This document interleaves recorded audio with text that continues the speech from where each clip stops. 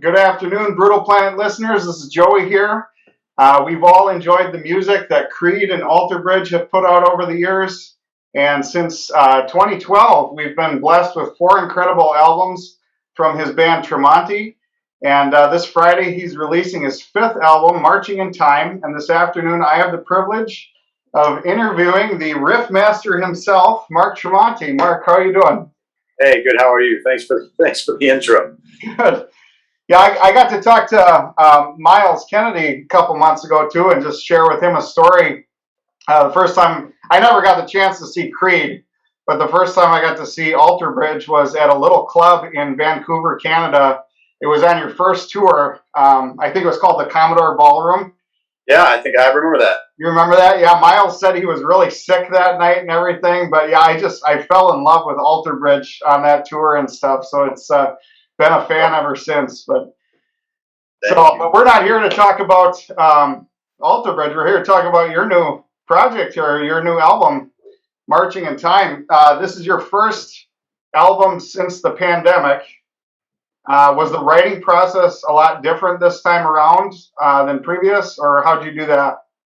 No, I just had more time. I always kind of approach each record the same when it comes to, I like to hide away by myself and write as much as I can. And then when I see a deadline approaching, that's when I get with either Miles or Eric, and this time with Eric. And he came down to Florida for 3 months, and we developed demos for the record. Where usually we would spend maybe 2 or 3 weeks doing that process. We had 3 months, so yeah, we had much more time to make sure everything was airtight before we hit the studio. I always kind of explain, sometimes it's good to do that, sometimes it's good to do the opposite, where you try to capture lightning in a bottle, but I think it's good to mix it up. So this record was definitely more thought out, planned out. Okay. And is writing something you guys normally do together, or do you have like a lot of riffs that you're already pulling from and then you build off of that? No, I do all the writing, and then I get with Eric, and he helps me put together demos. He programs the drums. Okay. And tracks bass, and then because I'm not a drummer. I just hear I hear what I want to hear in my head, and I write to drum loops and stuff. So okay. But I'm not going to pretend that I know how to program drums in the Pro Tools. So that's it. That's his territory. Okay. So like I said, we spent 3 months of creating demos. So by the time we got with our producer, our stuff was already pretty much ironclad. It was ready. The lyrics were written, melodies were written, arrangements were written. Everything is pretty much pretty close to the original layouts of the demos. It just sounds much better. Elvis has a great way of pulling great performances out of you and getting great mixes and tones. Yeah. Master at that. So the album cover too, who designed that? That was my brother Dan. Okay. He's done a couple Alter Bridge covers too, hasn't he? Yeah, he's done all of them. Oh, all of them. Okay. Yeah, it was really neat. Your publicist sent me the album and stuff to listen to a few weeks ago, and I was looking at the cover. I'm like, wow, that's very unique with all the guys marching around and stuff. I thought it fit the title real well, but it was very, very creative. Awesome. Thank you. Did you give him free reign to do that, or do you kind of give him an idea on what you're thinking? Yeah, no, we get on the phone, and I have to send him all the lyrics and tell him kind of my thought process behind why the album is titled that. And I told him I'd like to see something that was reminiscent of like Lemmings, people, the blind leading the blind, following each other off the cliff kind of a thing. And when he turned in the circular patterns, I thought it was great because I immediately pictured it on a record. Oh, sure. Cool. Yeah. Yeah, that's awesome. What I like to do in these interviews is just talk about a couple of your, singles and stuff, and then maybe go on some of the deeper tracks. But A World Away just released 3 weeks ago. I'm not a big musician myself, but one thing that really stood out to me, you got these heavy riffs, and then you do like this sort of, is it a harmonics? Is that what you call it? Where you kind of, yeah. Where'd that idea come from? Because that was very unique, but yet very fitting. It felt aggressive, but it kind of hung out there.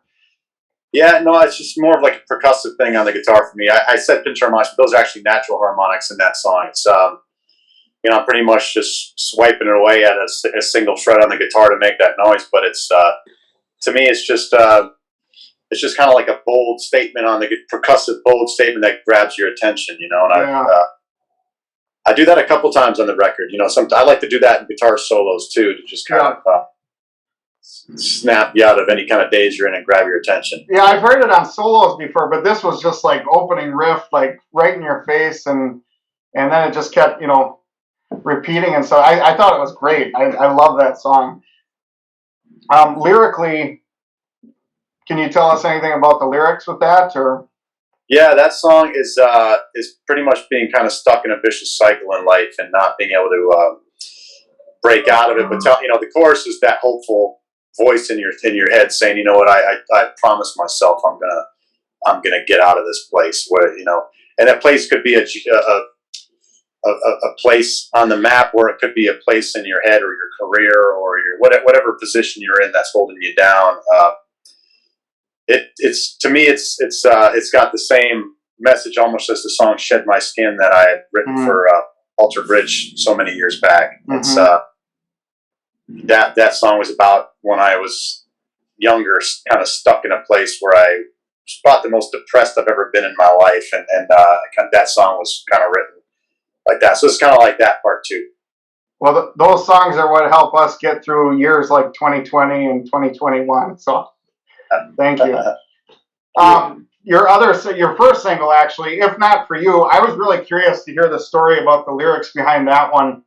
It's got a very redemptive kind of sound to it, and just if there was a story behind that, or if it was more general.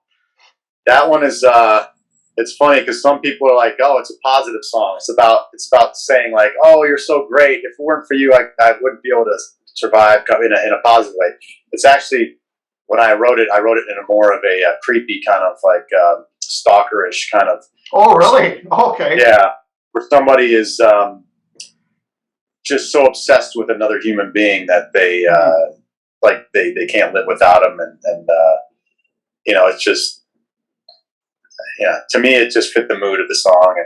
And, that's really interesting how you can get like two drastically different interpretations. And I like people, anybody who hears the song and brings that positivity out of those lyrics, I think they should keep not. That's why I don't like explaining lyrics to some songs, because some people are like, that's how I feel about my wife, it's not, and then they realize what it's really about. Like, oh, damn, I was wrong the whole time. Yeah, you hope it's not prophetic of their marriage then or something. Yeah, exactly. Oh, that's interesting. Yeah, that's the power of music and lyrics and stuff. I personally, I get my own interpretations, but I love hearing the original intent behind the lyrics and stuff. I feel like gives a deeper meaning. But so when you write lyrics, are you typically drawing from like individual things that have happened to you personally, or is it more just things you observe or see? And I think it's about as many different places you can get it from, the better. For me, if I had to always just go off of my own life, I'd only write 2 songs every album cycle, because there's not a lot of crazy different stuff going on between records. I had a child, I had a baby between these records, which was the hugest thing. Okay.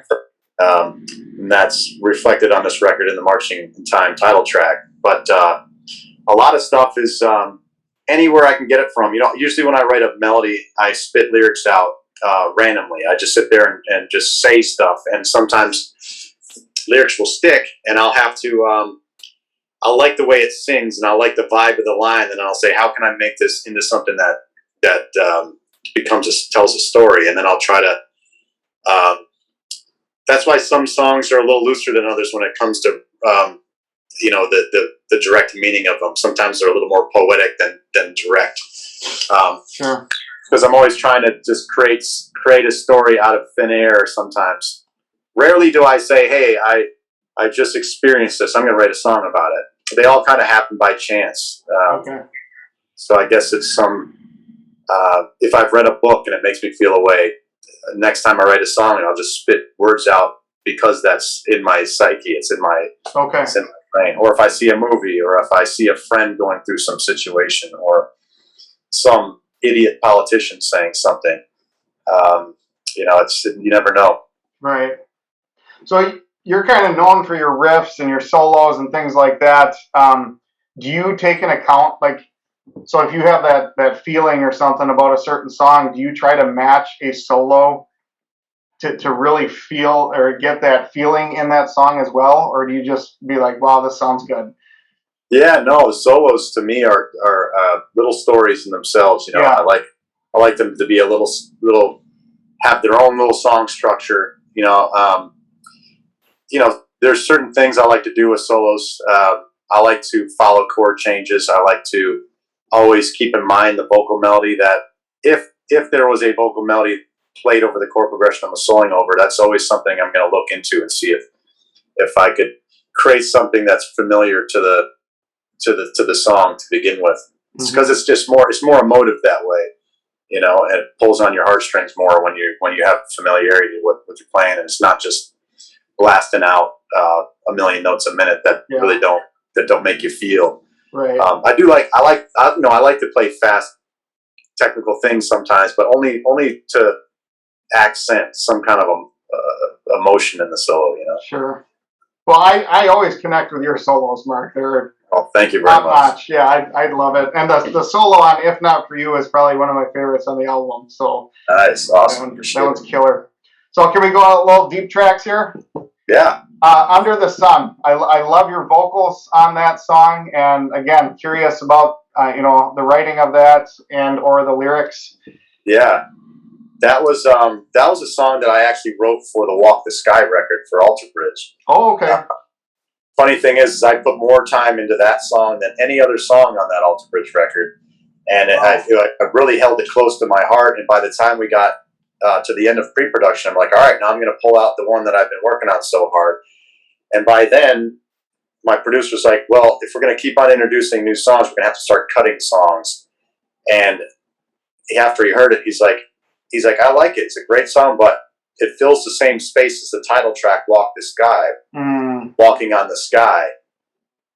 And I was like, oh man, so we either have to cut "Walking on the Sky" or "Under the Sun." I'm like, we've already rehearsed and prepared for the title track. Let's just leave it, and I'll save this one for the future. And when we got into this record, I always loved singing and playing that song. So I'm like, I'm going to put it on this record. So that's cool. That was slotted for Alter Bridge.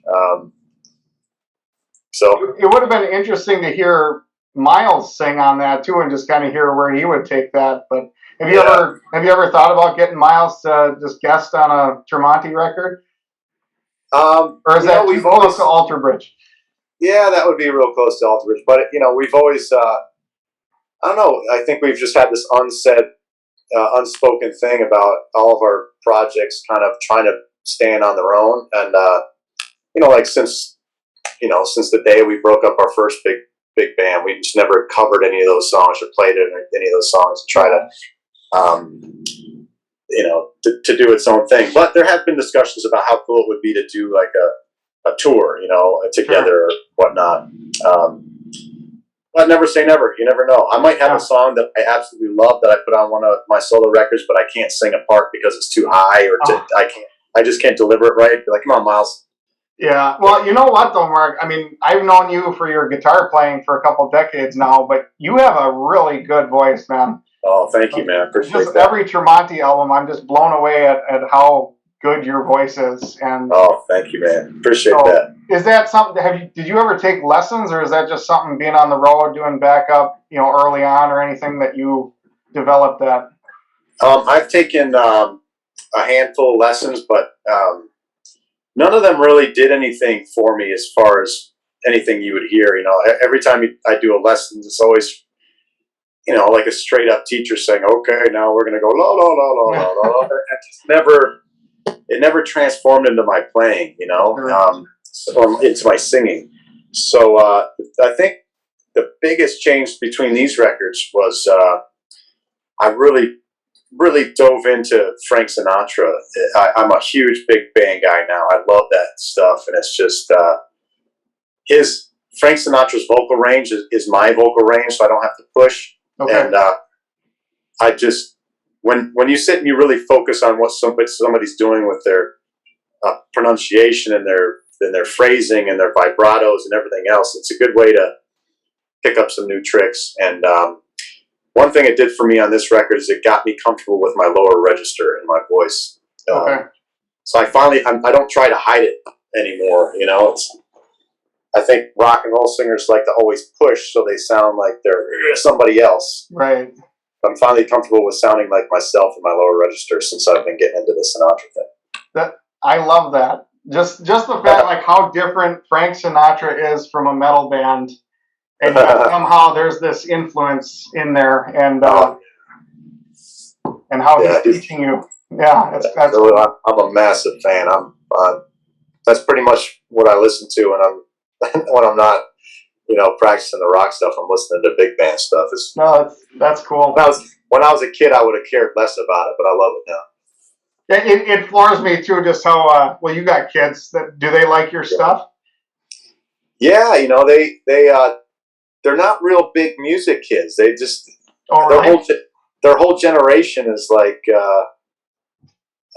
they're all into sports, and none of them really have rock and roll posters on their walls. And my friends, my kids had one single friend out of all their friends that played guitar, and he's a lucky kid because I've got a lot of like overflow gear and stuff. So whenever it's like a birthday or whatever, I just go, whenever I'd go over to his dad's house, because me and him were friends, I'd say, here's a couple pedals for, his name is Clem. That's cool. He's got a couple of my guitars and a couple of amplifiers. So he got spoiled because he's the one kid who gives a damn about it, That's funny. Yeah, I was just laughing the other day too because when I was a kid, my mom hated rock music, and here I am listening to Metallica and all this stuff. And now my kids are getting old enough; they're getting into music. But my oldest is into like Beethoven and Bach and all this stuff. Wow! It's just so funny, I'm blasting this metal music, and he rebels and plays that stuff. So it's the opposite of what it used to be. Yeah, it's awesome. really funny. Wow. So, title track, you kind of alluded to it before, Marching in Time. What can you tell us about that one? That one was, we found out my wife was pregnant during 2020, and that's led into me writing this song about kind of wanting to shelter your kids from what's going on in the world right now. Not just a pandemic, but man, the world's really kind of became a dark place between. So much that you can't turn on the news without just seeing I don't turn on the news. I don't anymore. I've learned that lesson. It's just complete negativity. It seems like so. It's pretty much saying don't let the current state of affairs in the world change the person you're going to grow to become. Yeah. So yeah, that's probably the most personal song on this record. Yeah, that's good advice. And just musically speaking too, I know it's quite different, but it did kind of remind me of Blackbird. It's got that. It's quite long, and it really takes you just on a whole journey in and of itself musically. And that Marching in Time is probably my favorite song on the album. It just really, that was one I really felt. You know what I mean? Awesome. I appreciate that. That's definitely the rabbit hole, going down the rabbit hole song. That's why I left it last, because it's it's asking a lot to have somebody listen to a 7+ minute song if they're not a big fan. So that's why I left it to be at the end of the record, because if we have your attention through that whole record and then you hear that song, then you're going to hear it. But if it's like the second track on a record, right?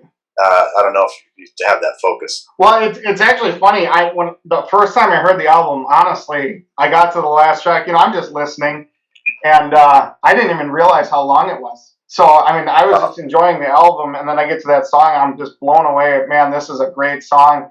And I look, I'm like, holy cow, that was 7.5 minutes. I had no idea. That's great. Well, we're playing that one live now, and it's, nice.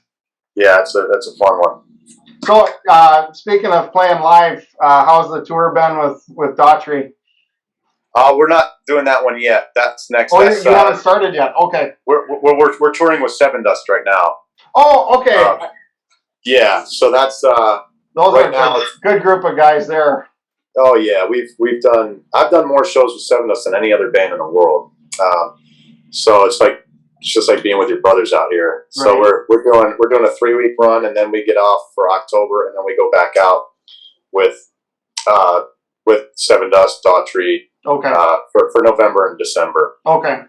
Yeah, and then I did notice you guys aren't coming Travis to Brock. Minnesota.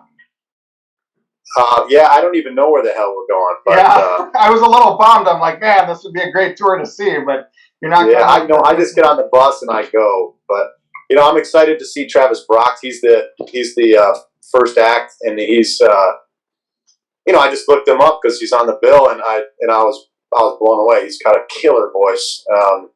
Definitely a different vibe than the rest of us. You know, there's one of his songs he's playing piano, and it's kind of like I don't know, a mixture between the Cult, Alice in Chains, moody, vibey, cool. It's just cool. Okay, yeah, I'll have to check him out. I just saw Aaron Jones. Have you heard of him? Yeah, I dig him. Yeah, I just saw him live last week, and he blew me away. I was like, I never heard of this guy, but wow, is he good? Yeah, he was one of the few times I was driving in the car and the radio was on and it came on and I had to Shazam it. Yeah, I thought it was great. Yeah.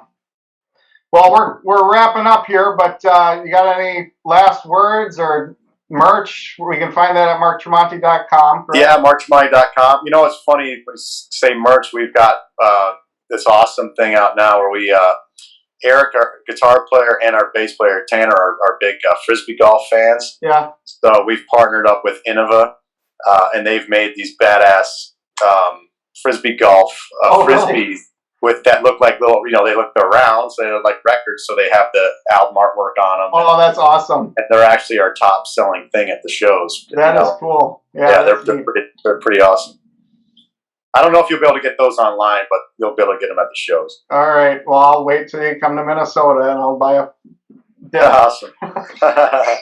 Well, anyways, Mark, thank you so much. There you are, Brutal Planet listeners. Marching in Time drops this Friday. It's an incredible album, especially the title track song. You got to make it all the way through and listen to that. But pick it up, support this band. Mark, thank you so much for your time today. Thank you. Thank you very much. All right, man. We'll catch you on the road sometime. See you, man. Take care. Bye.